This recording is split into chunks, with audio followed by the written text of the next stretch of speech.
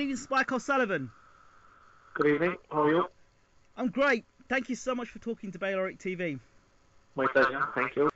So tell us a bit about you. Tell us about your record and what division you're fighting. I'm a middleweight. My record is 18 wins, 1 loss. I'm a former Irish middleweight champion, both amateur and professional, and I'm also the former WBO international middleweight champion as well. Okay, let's talk a little bit about your amateur career. Where do you hail from in Ireland?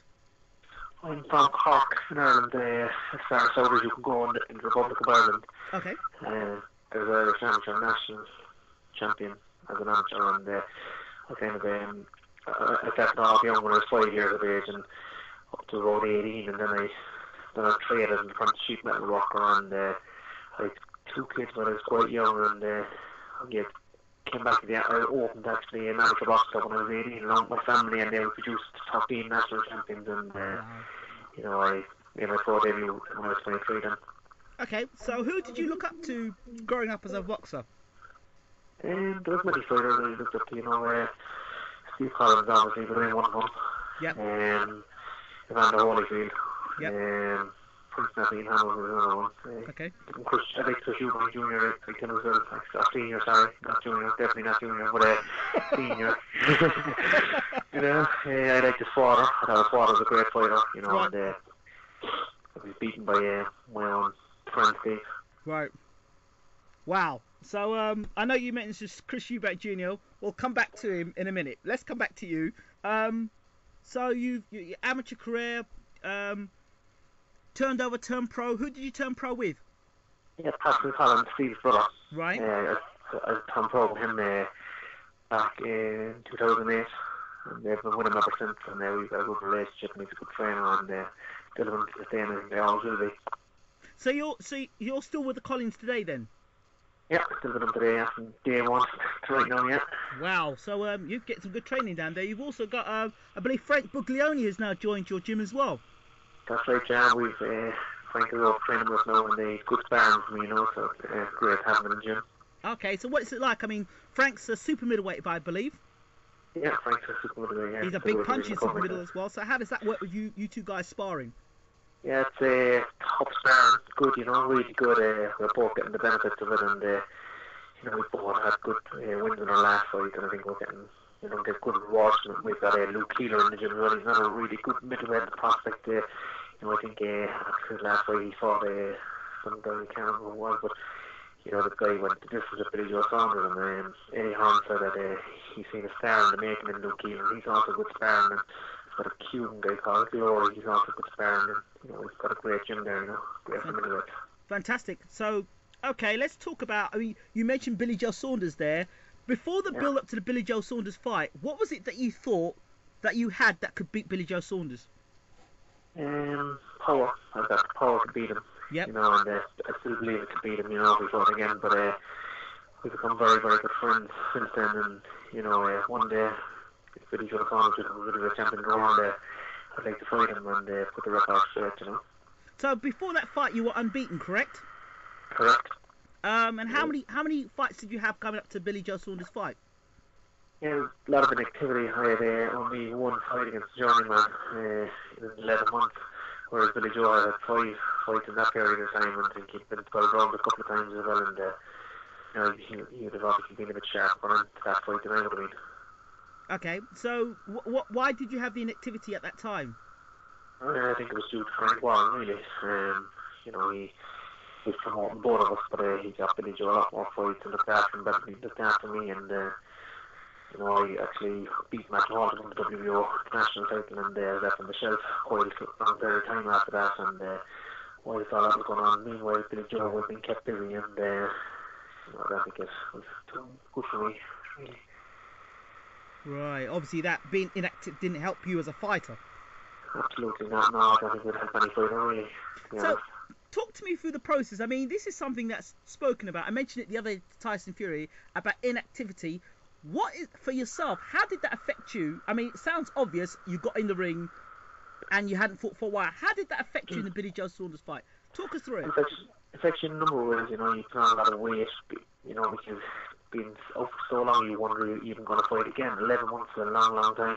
It's almost a full year, you know, and you just mentally it's very hard to train hard, and you have no light at the end. Some you have no date for a fight, and it's hard to get up for training sessions. And for me, I live quite a distance from the gym. You know, it's a 2.5 hour car journey to the gym, and really, really hard to do that when you've no fight. You know, and being without fight for 11 months.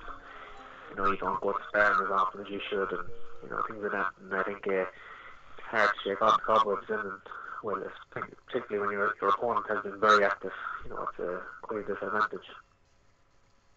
Were you forced to take that fight against Billy Joe Saunders? It wasn't forced, no, it was always the fight I fancied. You know, I actually was looking for Billy Joe for a while prior to that as well, and you know, the 11 months out done me no favours, and him being so active, and period of time was a big advantage to him, I think, you know, and sometime down the road maybe we can do it again, and you know, we can sort it out. Okay. After the fight with Billy Joe Saunders, I know you say you and him are good friends now. What did you learn about Billy Joe Saunders in that fight? Very quick. He's got good movement, and they've since been over sparring Billy Joe in London when he was fighting Bullimore under whatever the Italian guy for the European title. Right. Usually he's got a good heart to him. He's got a good chin. I was able to get 2 or more when we did spar. You know, I was kind of, she was on the other foot. I fought a fight in America in June with Billy Joe. I've been out there for 9 or 10 months, and when I go to spar him, I caught him a few times, and he's got a good chin. He's got a good heart. You know, he's got a lot. He's a good fighter, really good fighter. Okay. So I know you talked about the American trip. What was that American trip like? It was really good. Tough fight for me, just what I needed. You know, coming back after the last to Billy Joe, you know, I fought a Mexican guy, Jose Medina. He's very, very tough. He's previously drawn the world champion, and good, strong guy, big, super middleweight, and tough fight for me. I think it'll benefit me in the future. Right. Benefited me greatly as well prior to the fish show. I thought it was a good fight for me. Okay. And obviously you saw the fight between Billy Joe Saunders and Chris Eubankjnr. What did you think of the build-up to the fight before the actual fight? It was really good build-up to the fight, you know. Sold a lot of tickets. It got a lot of hype, and created a lot of excitement for the boxing fans, and it's what boxing needed, and I thought it was fantastic. Okay, and who were you thinking would win the fight? Billy Joe Saunders would definitely win the fight. I think Chris Eubank done better than I thought he would, but I think Billy Joe was finding it a bit easy for us to chance me slackened off and let Eubank into the fight. You know, that's what I think happened in the fight. Okay, and I've seen recently you've made some comments about Chris Eubankjnr. Go ahead. Yeah, he's a guy that I really, really want to fight, you know. I think it's an absolute no-brainer, you know, it's a fight that has to happen. We're both 18 wins, 1 defeat. Both of our losses came to Billy Joe Saunders. Chris's father was beaten by my friend Steve Collins and my trainer's brother Steve. Both fights happened in Cork, the town I'm from. You know, what a spectacle it would be to bring Chris Eubankjnr to Cork to fight me, and we both me and Steve at Shamrock in our hands as well, and it's just, it has to happen. So, what are your feelings about Chris Eubankjnr? I think he's arrogant, very extremely arrogant, that he's born with a assumed result, you know. He had no right to get that fight with Billy Joe Saunders. You know, he's trying him on his dad's name, like everything's been built out on his dad's name. Now, when I get himself right to come up the hard way, I had no famous father or anything like that. I had to work up my way and win titles and fight hard fights. He's got very easy fights and got himself into a position to earn lots of money, and which I don't think he deserves. And you know, I think he's very arrogant and disrespectful, and he doesn't follow anybody. Put her come up back, and you know, I just like to knock him off. So has he upset you as well for this? I mean, obviously his behaviour has upset a few people. There was comments made on the Facebook page that he told his trainer to shut up in the middle of a fight. What are your thoughts about this? I think he's an absolute. I don't want to use language, but I don't like him one bit. He's very arrogant, ignorant guy. You know, he thinks he's absolutely fantastic. He got his confidence built up massively by being put in with all disrespect to the guys that he fought, but I don't want to offend any of them. But you know, he's handful of opponents that he can beat, and he's built up his confidence. He thinks he's better than he is. He thinks he's great, you know. And talking absolute crap. You know, so I don't like him one bit. So you don't like him one bit. So Not a lot. I mean, a lot of people talk about hype about fights, and then they don't materialise into being big fights. For example, Bellew Cleverly 2, there was a lot of hype going into that fight, but at the end of the day, the fight actually didn't deliver. What can you give us, Spike, that Bellew and Cleverly didn't give us? Well, I've got the power and Eubankjnr, I've seen his style. Billy Joe kind of was more, he would have power very hard, he had skills, and he tried to pick it off Chris Eubank and take a points victory. I wouldn't be going for a points victory at all. I 100% put my hand in my heart and tell you, if I got in the ring with him, I will knock him out. I will get in there to knock him out, I will get in there to hurt him and destroy him, and I can give him such a beat that he'll never get in the ring again. Have you sent any Twitters to him about this fight? Has there been any back and forth between you and him? You know what? It's been all one-way traffic. He's been tweeting to other people now and again, like Steve Collins Jr., which is an absolute fight that can't happen. It's just Steve Collins is after 4 or 5 fights, he's a cruiserweight. You know, that's a fight that can't happen. And tweeting people that he thinks he can get the better of. But every time I ever send him a message, he goes missing for about 3 years. I've seen if you go back and check the history on Twitter, he's been on Twitter saying that he'll land the next night, and in one tweet he goes right under his pillows, I think, or under his duvet. You know, he's terrified of me. But he was fast enough to make comment when I actually signed a fight with Eddie Hearn to fight on August 30th a while back with Anthony Fitzgerald on Sky, and that was the only time that Eubankjnr said he'd then fight me. He said when he knew I'd signed a contract, he came up and said he'd fight me. He'd smash me up and said, call me Billy Joe Saunders' boyfriend, because I'd been over. I got on very well with Billy Joe and start with him. He called me Billy Joe's boyfriend, and he said he'd smash me up and this and that. But then I went over to Frank Warren's office and talked with his matchmaker on the A-League, and I said to him, what the hell is Chris Eubankjnr saying? You know, he knows, well, I have a fight. I've been looking for a fight for a year and a half now, and all of a sudden he said he'd fight me when he knows I'm contracted to another fight. So, you know, he's talking a lot of trash, and when I finished with Fitzgerald, I said that, and then he went and got the fight with Billy Joe instead. So, okay, who you managed by now? Yeah, Pascal Collins. Pascal Collins, so you're not under Eddie Hearn or Frank Warren now?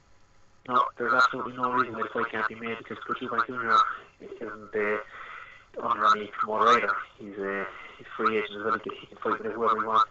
I've seen Eddie Hearn has tweeted that he said that he thinks it's a good fight between Eubank. I'm sure he could make it. When I was in London for the French fight for Billy Joe versus Eubank, and Frank Warren and Francis Warren said this is a fight they'd like to make. So I think there's a lot of promoters would like to make it. I'd love to do it. He's the only problem, because he's too scared. So you believe the fight won't happen because he's too scared? Okay, yeah. Let's flip it the other way. Let's give Chris Eubank a junior an excuse not to fight you. Why should Chris Eubank Jr. fight you, Spike? He should come to Ireland and try to do what his head couldn't do, and beat an Irishman. And it's in my hometown of Cork as well. That's where I'm from. Tickets will fly out the door. I actually got a call today, a mail from a big football rugby stadium, Munster Rugby, and that they would love for me to fight at their stadium, and I can't think of any more worthy opponent than Chris Eubankjnr. I'd love to beat him all around the park, and they're everywhere. Would you fight him at the O2 Arena in Dublin? I'd fight him anywhere. I'd fight him in Brighton. I'd fight him out in his father's backyard. That wouldn't bother me. I'd fight him absolutely anywhere. But I think Cork would be a great place to fight, but I'd love to make Cork a big fight to Cork, you know, and there's great tradition there with his father having been beaten twice in Cork by my friend Steve Collins. You know, I think that makes more sense. But as I say, I'd fight him over his father's back. Wouldn't bother me. I just want to get in the ring with him and smash him up. So his performance against Billy Joe Saunders, do you think that you said he looked better than you expected him to look? Yeah, I think Billy Joe let him look better than what I thought he would let him look. I think Billy Joe got 2 laps a day because he was coasting for probably the first 6 rounds and got too relaxed, and you know, let Chris Eubank into it a little bit, and therefore he looked better than he probably should have looked. You know, but I think they'd be completely different with me, and far harder than Billy Joe Saunders, and you know, I wouldn't be looking for a points victory and trying to pitter patter him and outpoint him. I'd be there to hurt him and knock him out. Chris Eubank started pretty slowly in that fight. For the first 5 rounds, he allowed Billy Joe Saunders to get a lead. And I think that was because he didn't think he could do the 12 rounds. Absolutely, I think you're hit the nail on the head. Another reason why he shouldn't have been in there. He'd been, a fair 18 guys that he were easy for him, and that dawned on him, I think, when he was coming to the ring, or maybe in the hours before or the days before, that he's got to fight 12 rounds on. He knew he couldn't do it, and all the more reason. I know I can, but he never worked his way up like I did, and he didn't deserve the opportunity in the first place.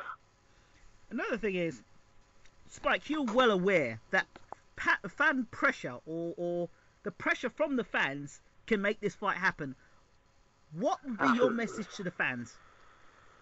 I think it's gone absolutely crazy into Twitter. Like I'd say, Chris Eubank would just hope that a big hole in the ground comes and sucks me into it and I vanish off the planet, because he's getting absolute dog abuse on the social media about this fight, and it's very apparent to all the fans from what I've been reading. They all know he's running scared, I'd say to Chris, just admit he's afraid of me, and that can be an end of it, and admit to the fans that he's afraid, because he's looking like a right clown with what he's doing. He's not responding, and he's chickening out, and everybody knows him.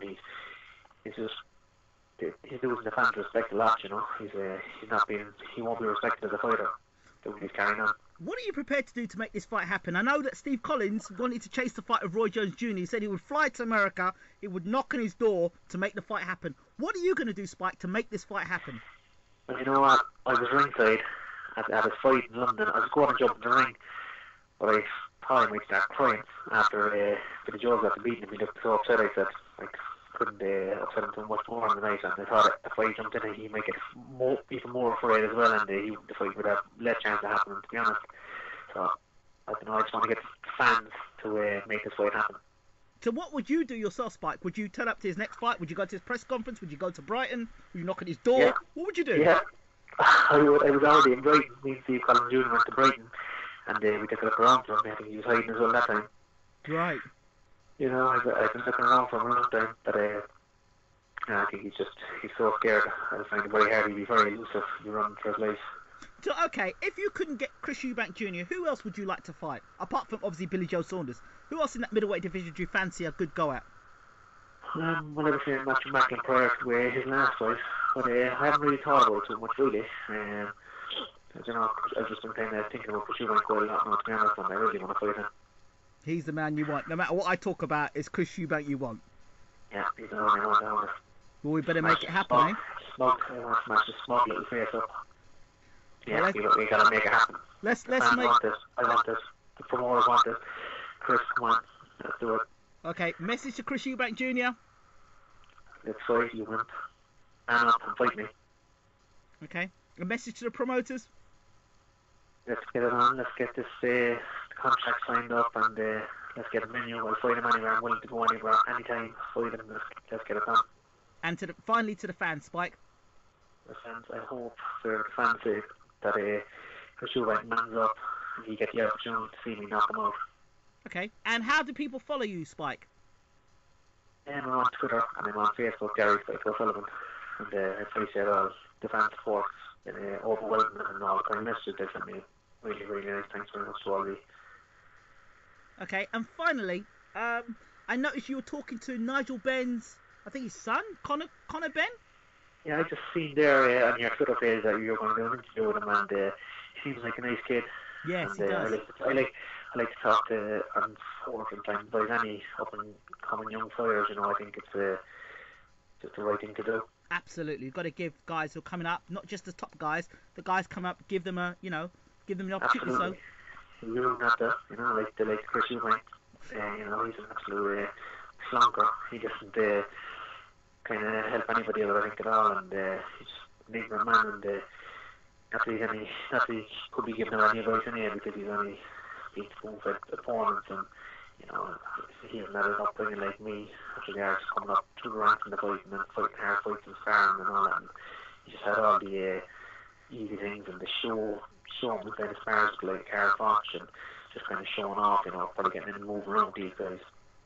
Just to big up his name and get him big fights, making lots of money, really,